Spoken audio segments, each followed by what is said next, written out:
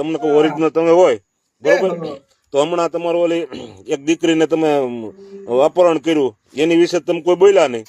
તમારો હમણાં દારૂમાં પકડાણો, જુગારમાં પકડાય, ખરાબ ધંધામાં પકડાય, બરોબર છે. તો તમે કાકા બોલતા નથી. તો ત્યારે તમારા નથી. આ તમારા ભેગો તમારો ભાઈનો ફોટો છે, તમારા ધારાસભ્ય ભેગો એનો ફોટો છે, એ ભેગો બે નાસ્તો કરે છે.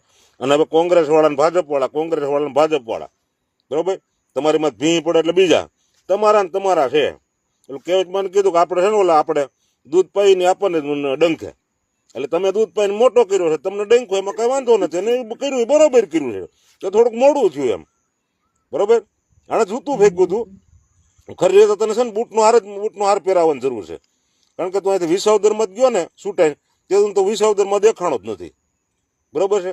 અને 5 મહિના થવા આવ્યા હજી તે પણ એક પણ કામે નથી કર્યું, બરોબર. અને વિસાવદરની અમારી દિશા છે ને અટણ રોડ એક ક્યાંય પણ સારા નથી. ત્યાં તું આ સંકલન સમિતિની મિટિંગો એટલી ગઈ, પછી ફરિયાદ સંકલનની મિટિંગો એટલી ગઈ, વિધાનસભા ગઈ, તે કે કોઈ રજૂઆત તો કરી નથી કે ભાઈ મારા તાલુકામાં રોડ રસ્તા ખરાબ છે એમ, બરોબર. આ બટન નાટક કરતા આવડે, તું નાટક બાદના દીકરા છો તમે, શું છો.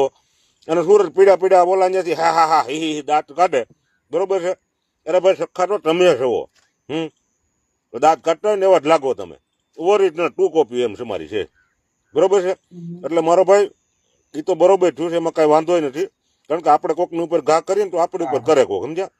એટલે એમાં કઈ ખોટું નથી અને કરવું જોઈએ, બરોબર. હું તેમ કહું હજી એક મુહૂર્ત થયું છે, એટલે ગામડે થવું જોઈએ. શું થવું જોઈએ? ગામડે. એટલે તમે ખેડૂતની પથારી ફેરવાનું તમે બંધ કરો, બરોબર. ખોટે મસી હાથે નીકળોમાં અને ખોટે ફાંકા ફોજિયાત કરવાનું બંધ કરો અને કામ કરો. તમારે 2027માં તમારે મુખ્યમંત્રીના સપના જોવો છો ને, પણ તમારે કામ કરવું નથી, બરોબર મુખ્યમંત્રી થઈ જવું છે. પંજાબમાં તમે ભાઠા મરવો છો ખેડૂતોને, તો એ કઈ ખેડૂત નથી, એ ખેડૂત છે, એને તમે ભાઠા ત્યાં મરવો છો.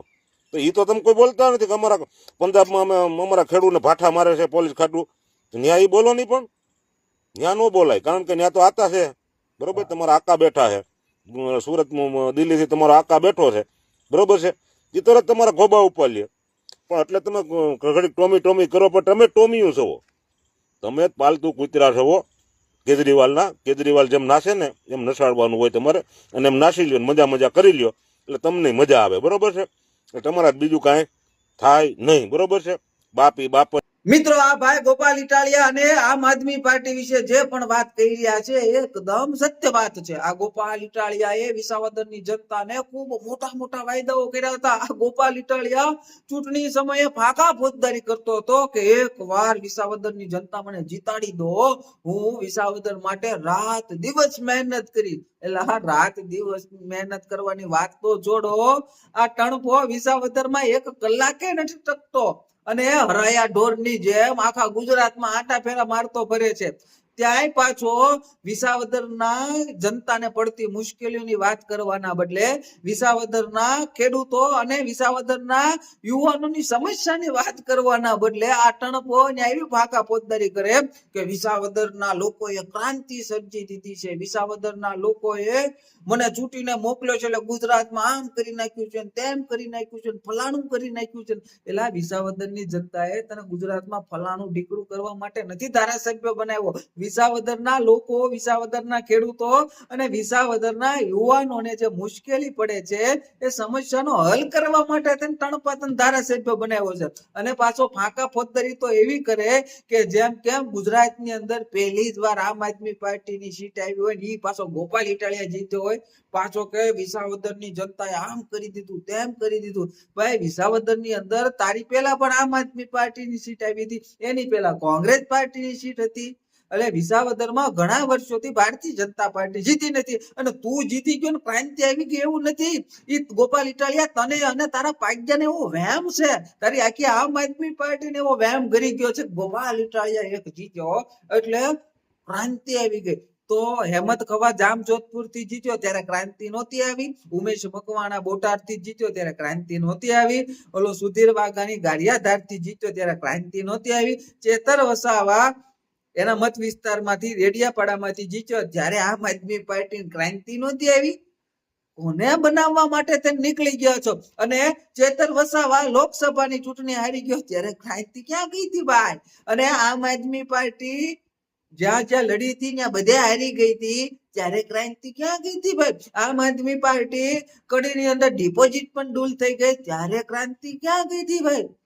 નકરી ફાંકા ફોજદારી જ કરવી છે, એને તો બીજું કઈ આવડતું નથી.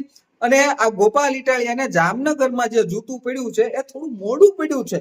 આ માણસ ગોપાલ ઇટાલિયાના ધંધા જ જૂતા ખાવાના છે. આ તો શુભ શરૂઆત થઈ ચૂકી છે અને આ ગોપાલ ઇટાલિયાને ગામડે ગામડે જૂતા જ પડવાના છે. આવા ગામડે ગામડે મરદ ઉભા થવાના જ છે જે ગોપાલ ઇટાલિયાને જૂતા જ મારવાના છે. કારણ કે ધંધા જ ગોપાલ ઇટાલિયાના ભાઈ આવા છે. અને પાછો વાંક કાઢે ભાજપનો, કોંગ્રેસનો. વાહ વાહ. બાકી અરવિંદ કેજરીવાલે પાળેલા ટોમેડાઓ ગજબના છે. એને એમ જ છે કે ગુજરાતની જનતા મૂર્ખ જ હશે. આ ગોપાલ ઇટાલિયા અને આમ આદમી પાર્ટીના પાગ્યાઓ એવું જ માને કે ગુજરાતની જનતા મૂર્ખ જ હશે, એટલે ગમે એવી ફાંકા ફોજદારી જ કરવાની. શરમ વગરના તો એક છે, નકટાઈ છે. આ આપ્યાઓ મફતિયાઓને નાક શરમ રેખું તો કાંઈ છે નહીં. અને નાક શરમ હોય તો એ આપ્યો થોડી બન્યો હોય. એટલે મિત્રો, આ મફતિયા આપ્યોની વાતોમાં આપણે નથી આવવાનું. આપણે આ વિકસિત ગુજરાતને હજી વધારેમાં વધારે કઈ રીતે વિકસિત બને એમાં ધ્યાન આપવાનું છે. આવા મફતિયા આપ્યાઓની વાતોમાં આવીને આપણે આ આપણા વિકસિત ગુજરાતને ખોટી રીતે બદનામ નથી થવા દેવાનું. એટલે તો હું ગુજરાતની જનતાને, ખેડૂતોને, યુવાનોને વિનંતી કરું છું કે આ મફતિયા આપ્યાઓનો વિરોધ તમારે પૂરજોશમાં કરવો જોઈએ. આ ગુજરાતને બદનામ કરવા માટે તેને આવ્યા છે, સ્વાર્થની રાજનીતિ કરી રહ્યા છે. ખુરશી માટે તેને હજી ચૂંટણી તો આવે જો અંદરો અંદર ખુરશીના પાયા ઉડાડવાના છે એકબીજાની સામે. થોડીક રાહ જુઓ.